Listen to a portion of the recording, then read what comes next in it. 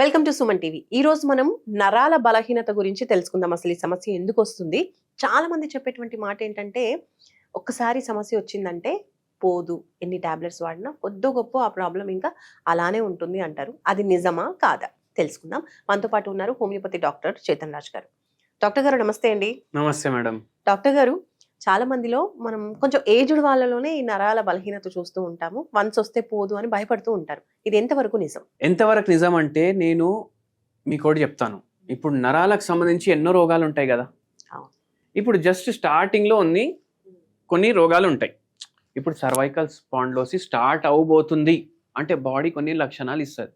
ఇది చేయకు, అది చేయకు. అదే టైంలో సెట్ అయిపోయింది అనుకోండి మనిషి, ఏం ప్రాబ్లం కాదు.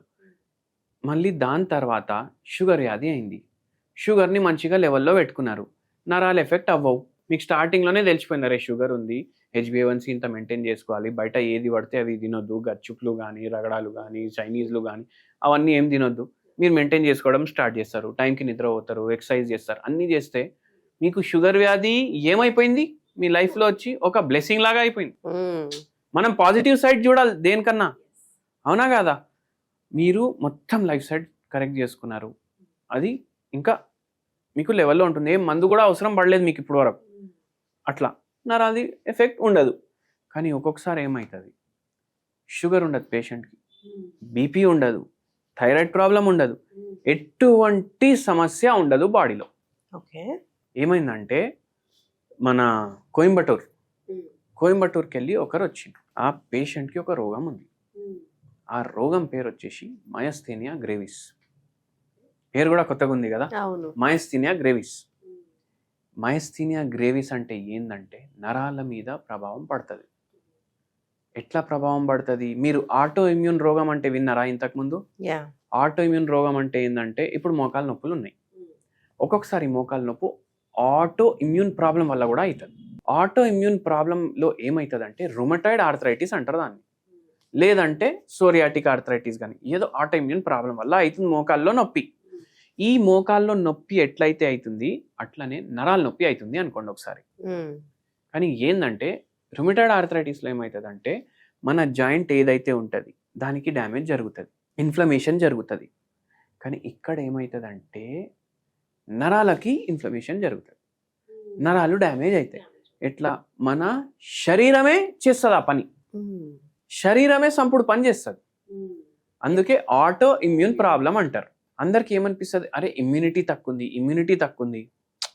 ఇమ్యూనిటీ తక్కువ ఉండడం వల్ల ఇట్లా అవుతుంది. ఇమ్యూనిటీ తక్కువ ఉండడం వల్ల ఆటో ఇమ్యూన్ వస్తలేదు. ఇమ్యూనిటీ తక్కువ ఉంటే ఇన్ఫెక్షన్లు అవుతాయి, తొందరగా ఎఫెక్ట్ అవుతాయి. ఇక్కడ ఇమ్యూనిటీ దేనికి ఉండాలి బాడీకి అర్థమైతలేదు. బ్యాక్టీరియా వచ్చింది బాడీలో, అది మీ శరీరం దుష్మన్ అని మీకు అర్థమవుతుంది బాడీకి. కానీ ఇక్కడ ఏమవుతుంది అంటే నరాలే దుష్మన్ అనుకుంటుంది బాడీ. ఈ పేషెంట్కి ఏముండే అంటే ఇట్లా మెడ చక్కగా ఉంటలేదు, ఇట్లా పడిపోతుంది కిందికి, ఇట్లా పడిపోతుంది. మళ్ళీ దాని తర్వాత కళ్ళు మనం ఎప్పుడు కావాలంటే అప్పుడు మీరు బ్లింక్ చేస్తారు, ఎప్పుడు కావాలంటే అప్పుడు స్టేర్ చేస్తారు. ఎందుకంటే నరాలు ఇవన్నీ ఫంక్షన్లు కంట్రోల్ చేస్తున్నాయి మీ బాడీలో. అక్కడ ఏమవుతుందంటే తెలియకుండా ఇట్లా పడిపోతుంటుంది, కంట్రోల్ లేదు. కంట్రోల్ మళ్ళీ ఇట్లా చేస్తే వస్తుంది పైకి, మళ్ళా పడిపోతుంది. డూయింగ్ కంటిన్యూస్ బ్లింకింగ్ ఉంటుంది. ఎక్కువ ఈ ఆక్యులర్ మసిల్స్ మీద ఎఫెక్ట్ చేస్తుంది అది.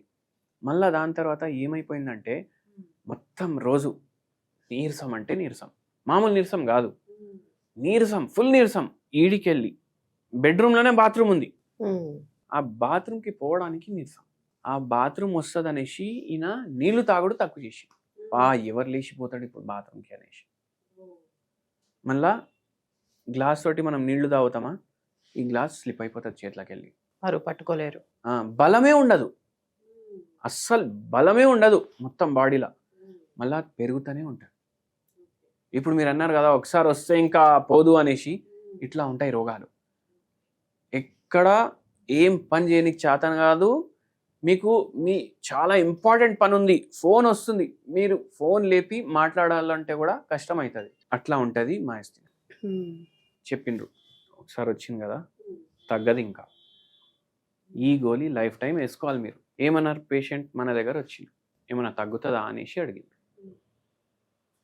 మేమేం చెప్పాం, మందు ఇస్తాం, మందే మాట్లాడుతుంది మీతో, మందు ఇచ్చేసినాం, హోమియో మెడిసిన్ 2.5 ఏండ్లు వాడిండ్రు.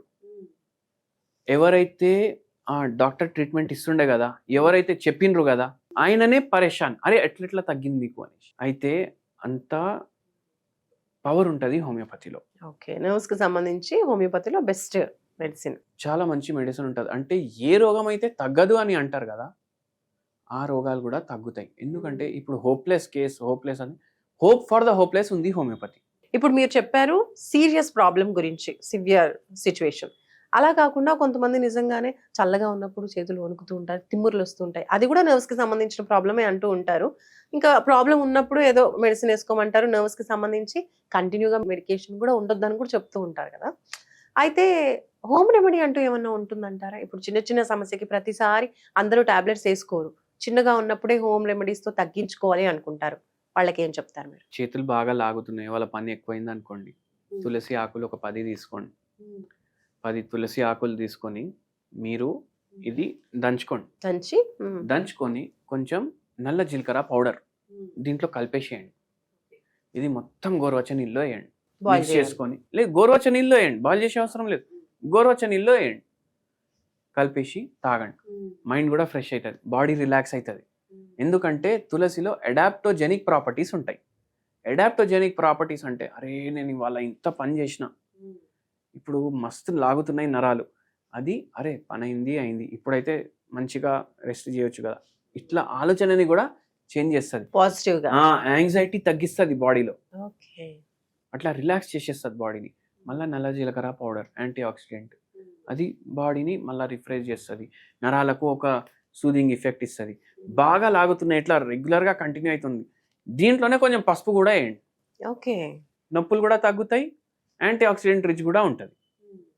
అట్లా చేస్తే మీకు జర రిలీఫ్ ఉంటుంది, రిలీఫ్. ఇప్పుడు అందరూ ఏమనుకోరు, అరే దీంతో మొత్తం తగ్గిపోతుంది అని, అట్లా ఉండదు. రోగాన్ని బట్టి మందు కూడా వాడాలి, కానీ ఇట్లా చిన్న చిన్న వాటికి ఇది కొంచెం రిలీఫ్ ఇస్తుంది. థ్యాంక్ యూ డాక్టర్, మంచి టిప్ చెప్పారు, thank you so much. Thank you madam.